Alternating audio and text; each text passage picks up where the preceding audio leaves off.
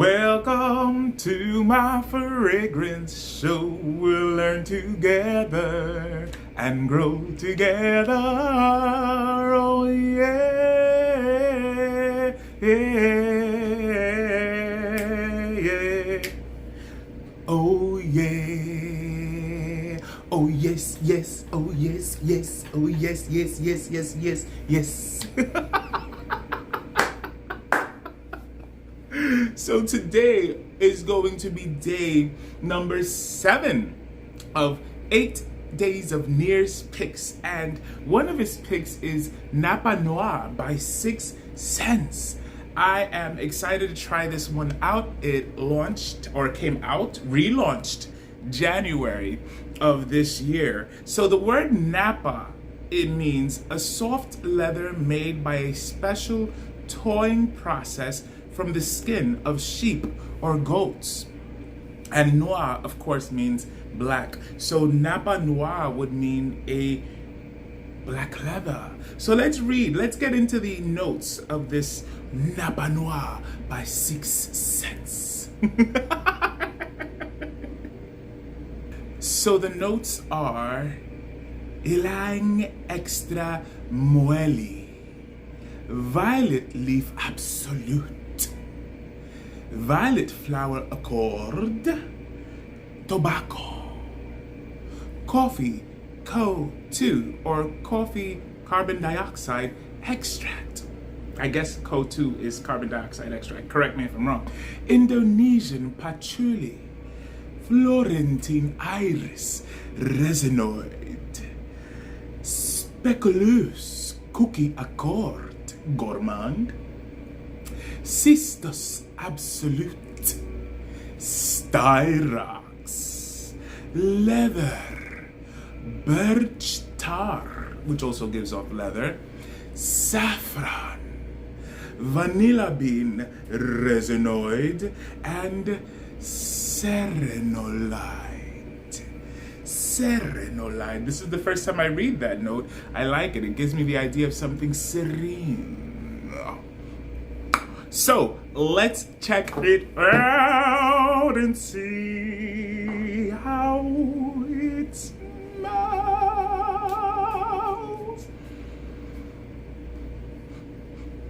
Okay, it's interesting. Not necessarily gourmand to me. Okay, but it says it has that cookie accord. Let's see. It's, oh man, but let me tell you, the lavender, yes, leather, I pick it up. Oh, okay, I'm picking it up. Birch tar.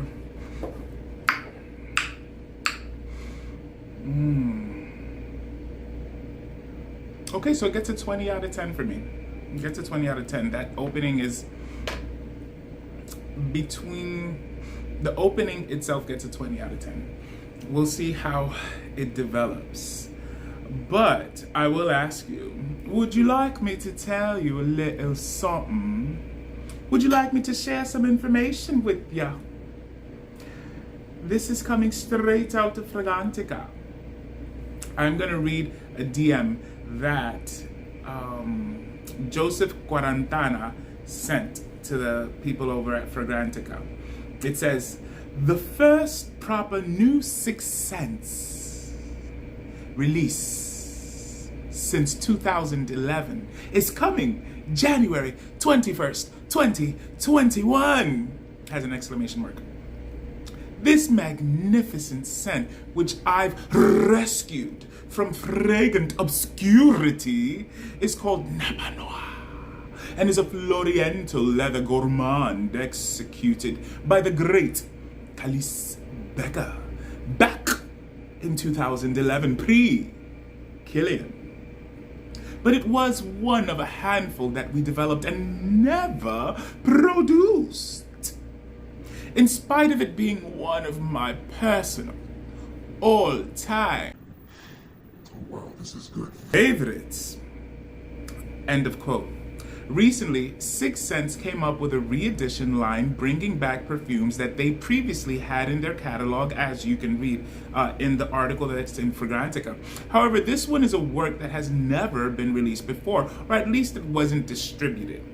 Napa Noir was envisioned by shoe designer Raphael Young and is described as life, love, and dreams wrapped in black Napa leather. Quote, Raphael Young is a shoe designer, so it makes sense that the fragrance he helped develop is a leathery one with a gourmand facet. Thank you for that honesty. The gourmand family is something Joseph Quarantana is very fond of, ever since he smelled the iconic Mugler Angel for the first time.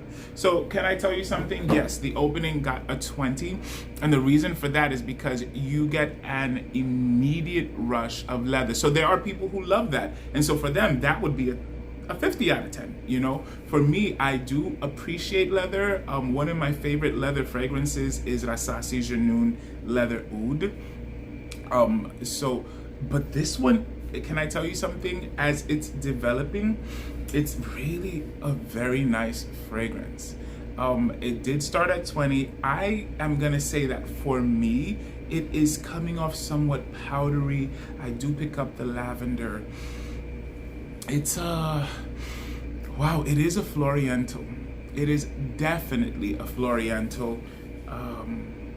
As of right now, these past few minutes. Why do I jiggle like that? Because it moves the fragrance. So I'm able to pick it up from, different angles. And I like it. I like it. This one for me would get 30. It's a solid 30. 30 means, when I say the numbers to make it easy to understand, you just add 50 to it. So 30 plus 50 is 80. That means it gets about an 8. For me, I like it. I like it. I think this is, it's unique. It's unique because it does have that lavender smell. I'm gonna finish the bottle. It does have that lavender smell, but it's not Fougere. It's not Fougere. And I'm glad they mentioned that it has gourmand facets, meaning that it's not a gourmand, because right now a lot of people are using the word gourmand and they know people run to it because this is a stressful time we're living in, and we like to emotionally eat and we like to emotionally smell. True or false, And so you hear the word gourmand and you're like, ooh, I'm gonna check it out because emotionally it'll make me feel good. So, but this one does have gourmand facets, but it's like, I would personally say it's like like a 15% or less of gourmand. So it really doesn't read gourmand to me. It doesn't even really read gourmand-ish. Let me just clarify. It doesn't even read gourmand-ish. It just, has facets of gourmand. Okay, so this is Martial from 6 Hours Later, and I gotta tell you something. This is an amazing fragrance. Napa Noir. I am surprised. I thought it would just be one and done. No, this is the kind of fragrance that I call time release. You know how the medicines, or vitamin, you drink it in the morning, but it little by little releases throughout the day. That's what Napa Noir does. And yes, it is a gourmand fragrance, but you don't get the full gourmand effect until about hour 4 or 5.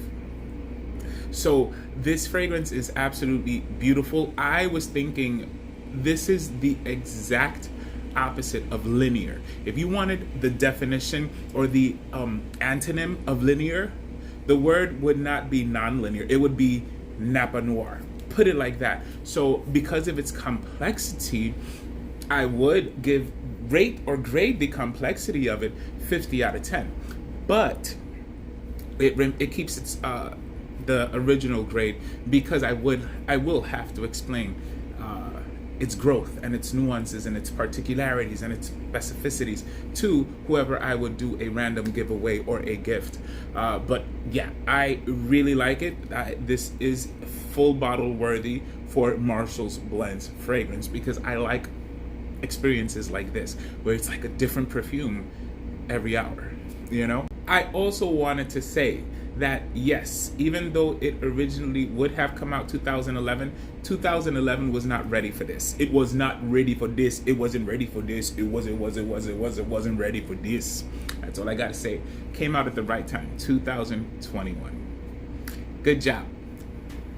So another thing I was thinking about is the word limitations and real life limitations. There are, listen, if this is a box, right, of a realistic limitation, not an imposed limitation by society or other people's perceptions, but a realistic limitation. If your life has a limitation the size of this box, then what do you have to do?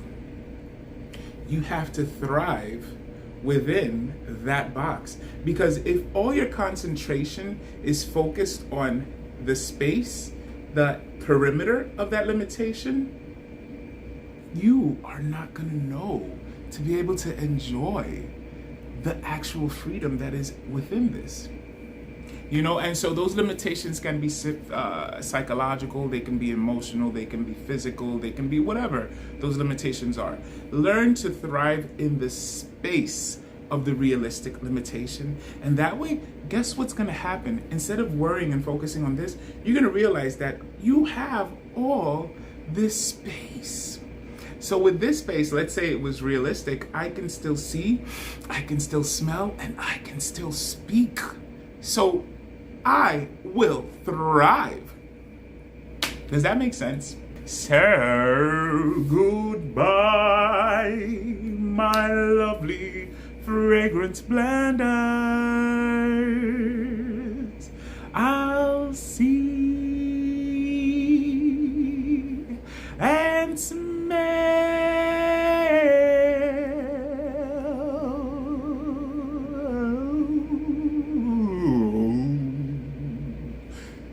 you soon. Correction, I did just pick up a bit of cookies, so gourmandish it is. Ciao, ci vediamo e parliamo pronto.